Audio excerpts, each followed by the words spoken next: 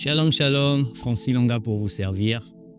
Nous voulons parler des fruits, sinon des signes, de la nouvelle naissance. Alors, nous allons aller avec un cas pratique. Dans le livre de Daniel 1, au chapitre 1, il est dit que lorsque le roi Nabuchodonosor a pris les enfants d'Israël et qu'il les a emmenés dans son royaume, il a donné une instruction particulière à ses eunuques, d'éduquer ses enfants selon les langues des Chaldéens. Ils devaient même manger selon le régime babylonien. Les personnes dans notre pays, on emmène dans un autre pays, mais il était nécessaire pour vivre dans ce pays de s'adapter aux réalités de ce pays. Ils ont eu à changer de langage, on a eu à changer leur nom.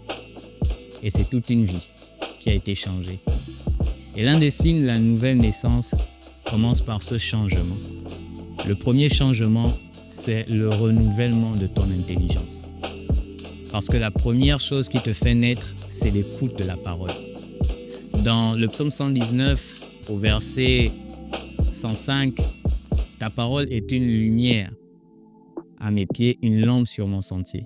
Au verset 130, la révélation de ta parole m'éclaire. Dans le livre de Galates 1, à partir du verset 13 à 15, Paul va dire « Vous savez comment j'étais autrefois, persécuteur de l'Église. J'étais une personne très jeune, mais assez enracinée dans tout ce qui était des cultures de ma nation.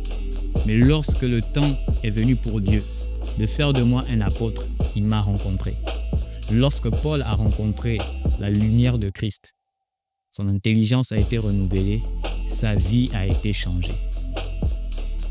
Alors tu veux savoir si tu es né de nouveau, quelle est la qualité de ton langage? Quelle est la qualité de tes pensées?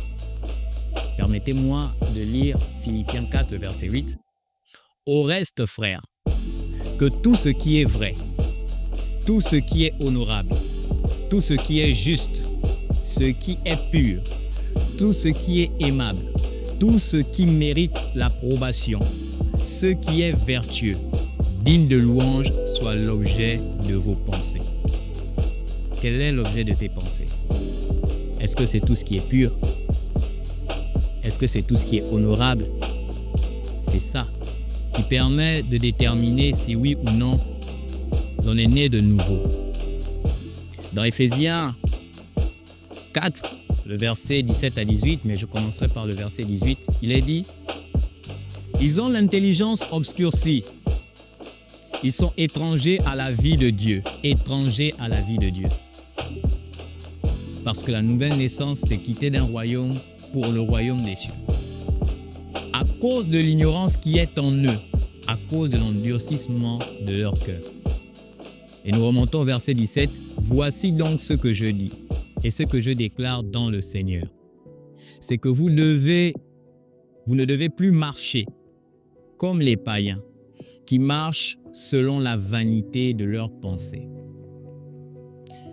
Les signes de la nouvelle naissance, c'est une personne dont les actions, dont le comportement a été renouvelé et façonné par la parole de Dieu. Un passage dans les Écritures nous dit « Ayez même les sentiments qui animaient Christ. » Est-ce que tu es animé par la haine, par l'animosité? Est-ce que, comme on dit aujourd'hui, tu es bipolaire? Un jour, tu te réveilles bien, le lendemain, tu te réveilles fâché. Aujourd'hui, tu parles avec tout le monde, demain, tu es tout renfermé. Non. Le fruit de l'esprit, c'est là aussi la joie. Et je termine par ça. Galates nous dit le fruit de l'esprit. C'est l'amour, c'est la paix, c'est la joie. C'est la bonté, c'est la patience, c'est l'humilité, c'est la maîtrise de soi, c'est la douceur. Autant de signes surnaturels qui peuvent nous dire effectivement si une personne est née de nouveau. Et pourquoi je dis surnaturel? Parce que à cause de la nature de Dieu qui s'incarne en toi, lorsque tu acceptes Jésus-Christ, lorsque tu reçois la parole, là où tout le monde peut se fâcher, là où tout le monde peut se lasser, la capacité surnaturelle de Dieu te permet de surmonter tout ce qui paraît impossible à la chair.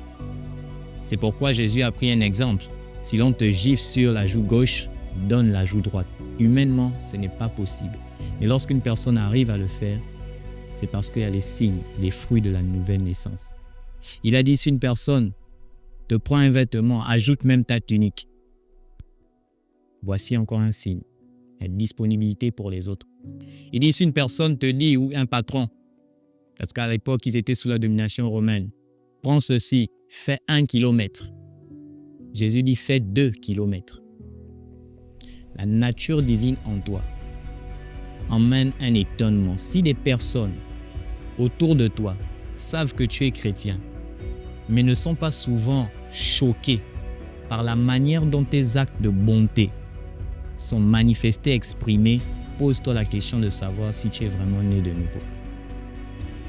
Parce que la vie de Dieu t'emmène dans une dimension surnaturelle. Reçois cela au nom tout-puissant de Jésus-Christ. Reçois le Saint-Esprit au nom de Jésus-Christ.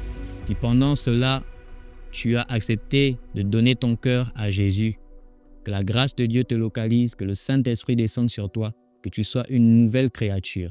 Demeure béni. Ne manque pas de partager ce message à des personnes, d'aimer, de liker et que la faveur de Dieu soit sur vous. À la prochaine. Que Dieu vous bénisse.